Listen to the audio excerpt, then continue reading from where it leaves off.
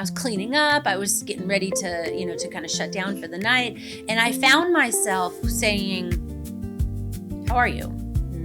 And then I was like, I had to remember, like, he's been dealing with some of his own kind of family stuff lately. And I stopped. I forced myself to stop. And I said, no, really, how are you doing?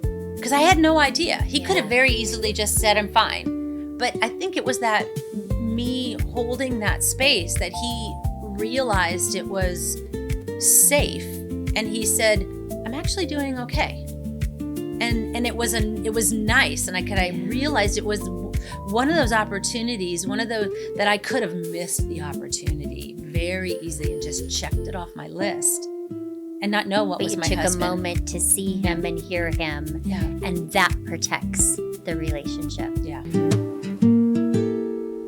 Two voices in the kitchen light, laughing while the day unwinds, talking through the tangled lines. You and me, we're on your side,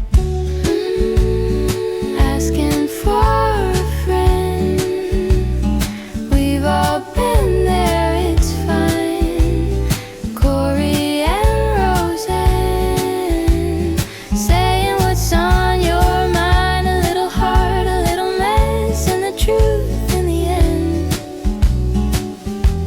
You're never on your own. You're just asking for a friend. Asking for a friend.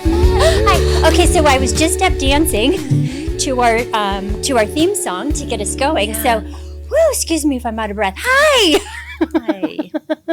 You gave me such a little pep talk, like right before I was, I don't know, that today was a little weird start. I just felt a little out of sorts. So it's a little cloudy outside, and I don't know. I had a ton of things kind of going on before I got here, and then I couldn't pull up any of our notes on my phone. So look what I got nothing on this card.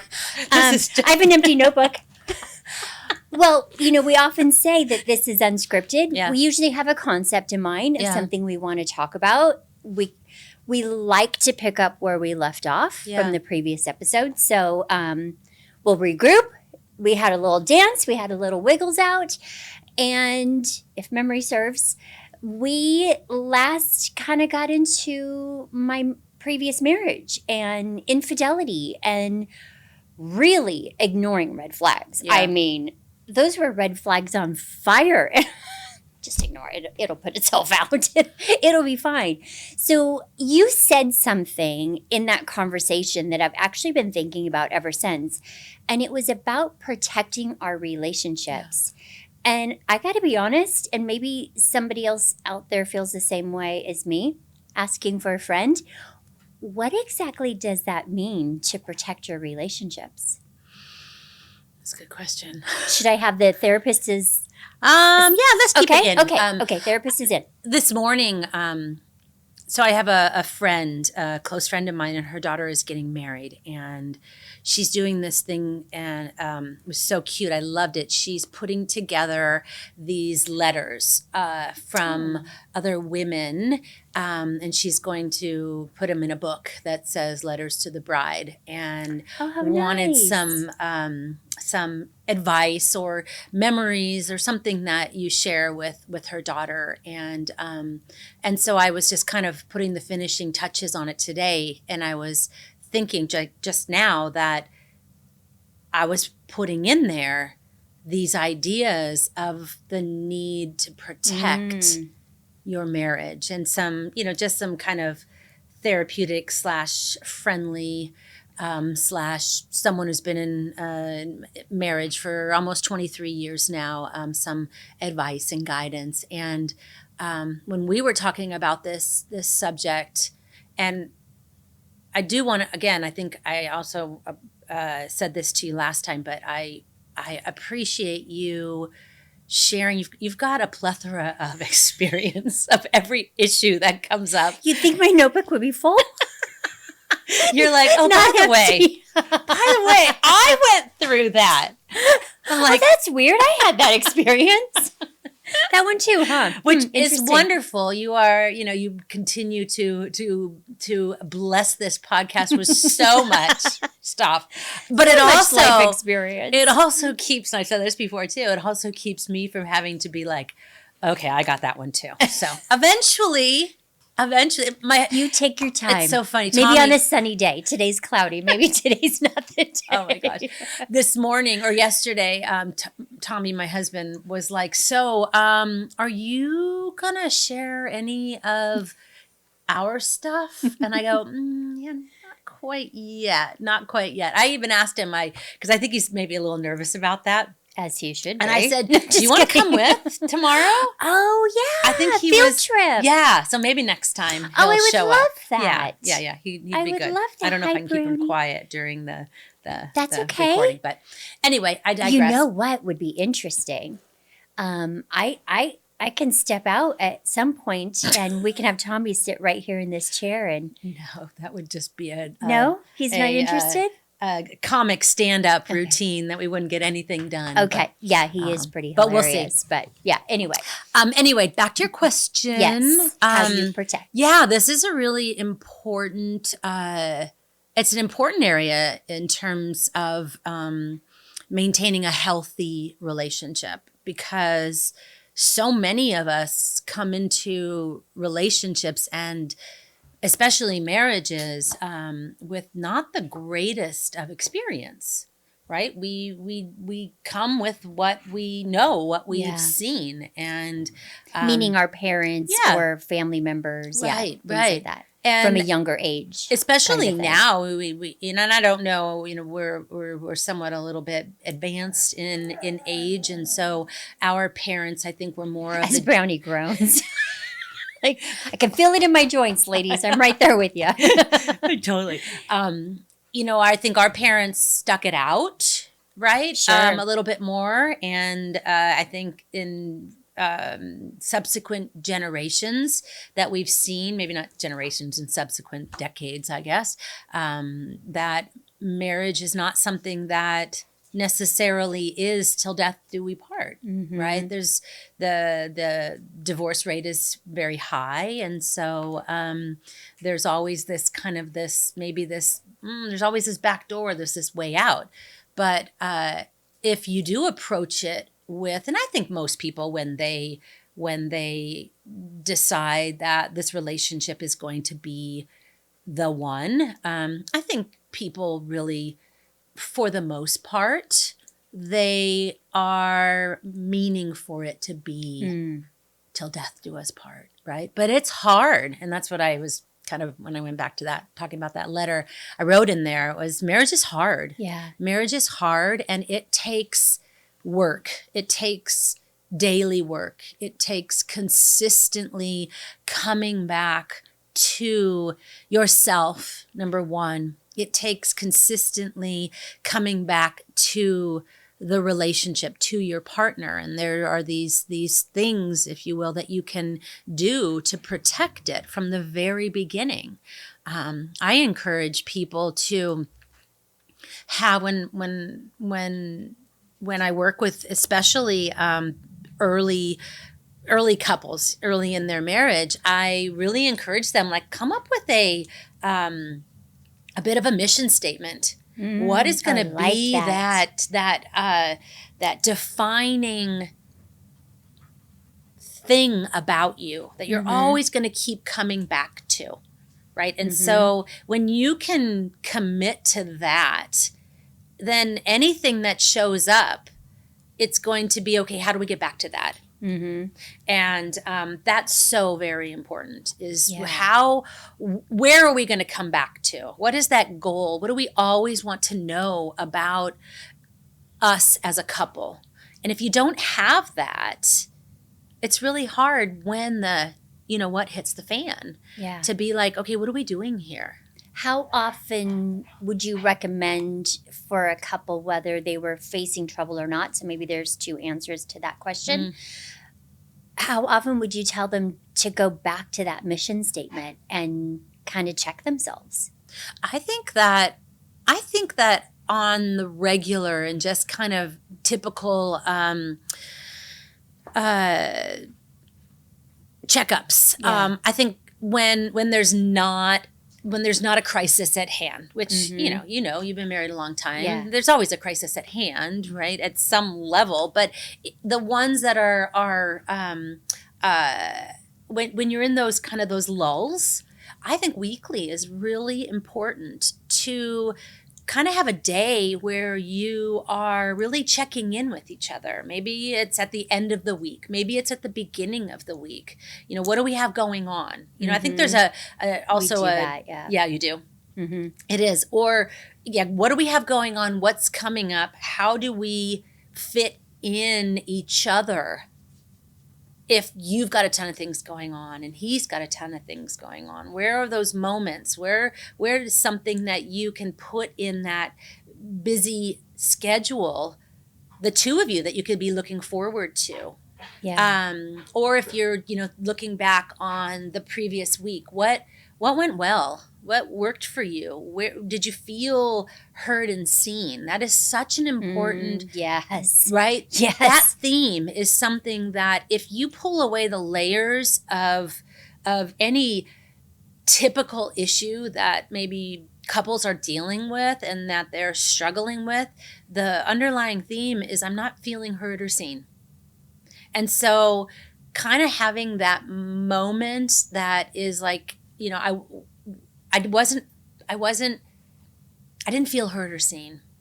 And if you have created such a relationship that it's not only allowed, but it's expected and wanted and accepted and wanted and I can't think of the word, but anyway, it's just something that is what we do as a couple. Is I want to know what you're feeling, and I want to hold space for that, even if it's not exactly how I see things, because we're two different people in a relationship, Exactly. right? And we don't see things, we don't experience things in the same way. So a healthy relationship understands that. People understand that who are in a healthy relationship, that my perspective is not her perspective or his perspective. And it's okay. You're going to meet somewhere in the middle. Sure. And I would say almost nightly, did you have a good day? Because I work from home. He's maybe, home doing yard work in our community, giving something back. And we'll eat meals together, things like that. But we still try at the end of each day, did you have a good day? And, inevitably it will be about how he got more steps than me. He'll look at, the step counter on his watch. Oh, I had a great day. I have 18,000 steps. I had a great day. Dang. So there's sometimes some real levity to it of that can determine if you've had a good day or not. So it's not always, I gave back or I helped someone or, I accomplished something and crossed it off the list. Sometimes it's just about I got my steps in. So it doesn't always have to be this monumental achievement for each day, although 18,000 steps does sound like an awful lot. Yeah, it does. Nice job, Gary. Yeah, I know. So we do try to do that. Did you have a good day? You were in your office all day today. How was work? Or, you were out in the community all day today. Who did you see? Yeah. Who did you talk to? That coming back together on a daily basis is so very important, because we live separate lives at oftentimes. And I always tell people that it has to be a common practice to keep coming back to each other. Whether it's through texting. And I encourage people to, at least have a check-in throughout the day. And it's not always going to happen. But Sure. At some point, there has to be this interest. I am so interested in your life. Tell me about it. Right? And being able to hold space in such a way, we have our phones are always with us. That thing needs to be put down. It needs to be put aside, because it's so easy to just Be distracted. I'm fine. It was great. And then it's such a normal thing for this time Yeah, for you that to stop happen. noticing You stop it. noticing it. So that is something that I really encourage people to do. And I have I mean, I do it too. And so consciously being able to do that. And there's a difference between, hey, how was your day? And no, really, how was your day? And I'm taking this moment to ask how you are, to connect, but you're connected to your device or the TV or whatever that might be. So it's not really checking in with one Right. another and being present in that moment if you're doing it with a distraction. Right. And it's not quantity, it's the quality, right? You can sit there and be scrolling on your phones together for 20 minutes, sitting in the same space, and event, throughout it, be looking up and checking in. That's very different than 5 minutes of no distractions and really showing an interest, whether it is eye contact or body language. Those types of things are really, really important. I was just having last night, I have, I have twin 17-year-olds that are in and out of the house. God knows when they're going to come, right? Right. I mean, they're constantly, and when they're here, there's their entourage of girlfriends and their friends are with them. So there's a lot of distractions in my house, and so like last night, I just have had this realization that I did this, and it was so easy because I'll make dinner, and then whoever comes at a certain time, it's right there. Go ahead and get it. And so Tommy had gone and he played pickleball after work. And by the time he got back, it was busy. I was cleaning up. I was getting ready to, to kind of shut down for the night. And I found myself saying, "How are you?" And then I was like, I had to remember, like, he's been dealing with some of his own kind of family stuff lately. And I stopped. I forced myself to stop. And I said, "No, really, how are you doing?" Because I had no idea. He could have very easily just said, "I'm fine." But I think it was that me holding that space that he realized it was safe. And he said, "I'm actually doing okay." And it was nice, and I realized it was one of those opportunities, one of those that I could have missed the opportunity very easily and just checked it off my list and not know what But was you my took husband. a moment to see him and hear him, and that protects the relationship. Yeah.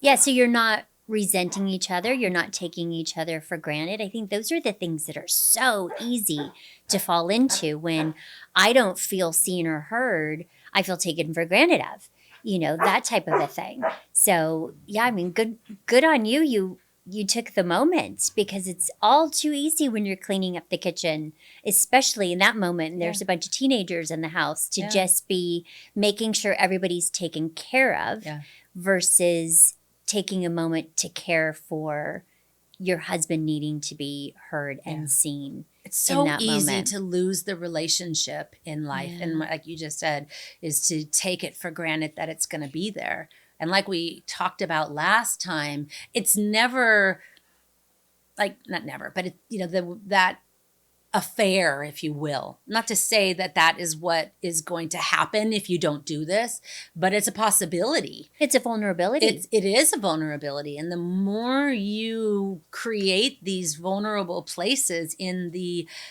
boundary around your relationship, the easier it is to kind of slip through them. So it is something that is of utmost importance to make sure that there's a big, heavy line around the two of you. And if you feel a disconnect, and this is a practice that you have to do. It's hard to do this once you have, are living these parallel lives. It's easy to, easy. It's the concepts are simple, if you will, but it's not always easy to kind of come back together. But it's consistency. It's those check-ins. It's the connection that you make with them emotionally, physically. Yeah. Right. And if you're not making time and space for that, yeah. Right. Right. And that brings up such a good topic of intimacy is different than sex. Mm-hmm. Right. It just is. At least it is for me. Yeah. That's different. So we can either stay on that subject. Let's talk about dealer's sex, choice. baby. Dealer's choice, therapist choice. Do you want to stay on that topic of sex versus intimacy? Or do you want to go back to the neighbor's daughter that's getting married? Let's say she comes to you and she says, "You wrote marriage is hard. What did you mean by that? And how do I avoid that?" Which topic? I mean, they're both super light, super easy. What's our time? Should only take a couple of minutes. So, maybe we can hit a little bit of both. A little bit of both. I think the first thing, what I put in her letter, the first thing was the most important. And don't do it. Don't change your last name. No, not at all. It's personal choice, but no, I just remember yelling that at somebody in Vegas when we were together. Don't change your name the first time. It's such a problem. It's such a hassle. It is a hassle, huh? It is a hassle. It's interesting. I was so ready to ditch my 10-letter last name and go to a little. But anyway, that's my personal opinion. I did write, and we've talked about this in previous episodes. I wrote the most important thing is don't lose yourself in your marriage. Yeah. Because that is what stays with you through life. Right. And so, but the protection piece, so very important. Marriage is hard. Life hits you. You see things differently. You realize pretty quick after the honeymoon is over that you're two very different people. Yeah. Right. And you see things two very different ways. And you can get lost in that. And learning how to argue in a healthy way. That is so important. I wrote in there too. I said, and I know it's sometimes this is hard, but it's really good advice is don't argue when you are both either of you are in an emotionally escalated state. It's going to turn into a fight. Arguing is healthy in a relationship. Fighting is where the gloves can come off and it can become hurtful. Arguing is important. Learning how to navigate, how to compromise and negotiate when we've got two different people with two different perspectives and two different needs. How do you compromise otherwise if you're not discussing it? Right, exactly. And if you don't know how to discuss it, if you don't know how to self-monitor and self-regulate in those moments. Oh yeah, that's where I struggle. I use the example of going to your corners. You know, oftentimes in marriage, it sometimes will feel like you're in a boxing ring, figuratively. Let's hope. Right. Yeah. I mean, if it becomes any physical is not okay. No. Never, ever. Never. Whenever I talk about this subject, I always put out there, never.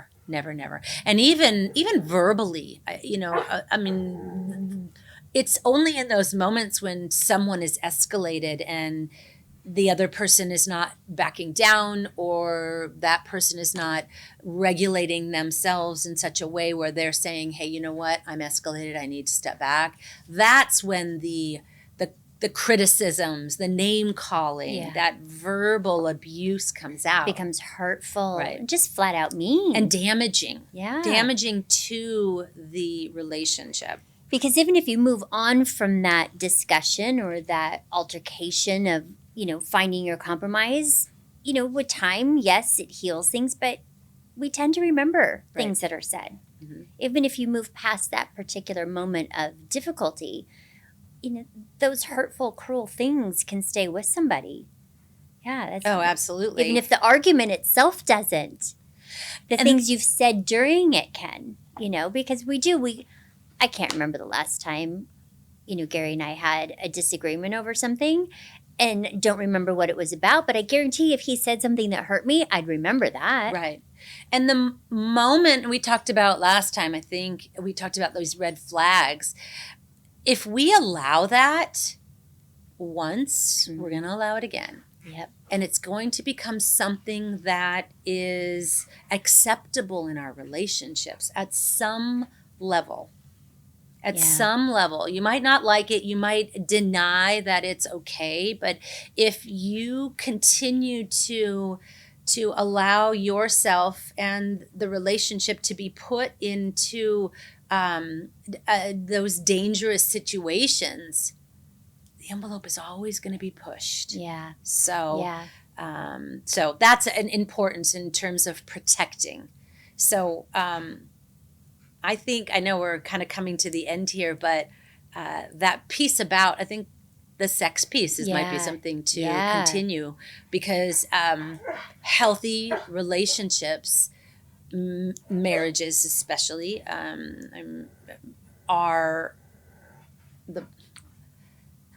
they are solidified with physical intimacy.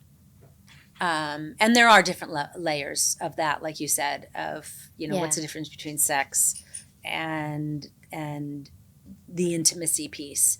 And in a healthy marriage, I think, there's both of those things. Sure. There's the, wham, bam, thank you, ma'am, if you will. And right? That's scratching it. Yeah, exactly. Check it off, right? Sometimes, right, exactly. Menopause changes things a little bit. Yeah, that's a whole nother piece too. It does change that a little bit. Yeah. So, the mood can change. The attention to it can change. We could talk about how to manage that. That is an important. Goodness, that's very important, because as you age, it does change. But it can never, and I'm going to say that, it can never be okay that sex gets taken off the to-do list. It's one of those things that keeps literally and figuratively bringing you back together. And if you don't have that, you have a roommate. Yeah.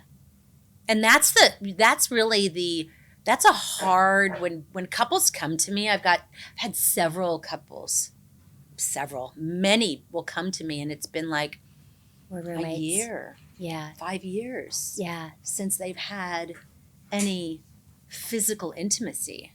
Yeah.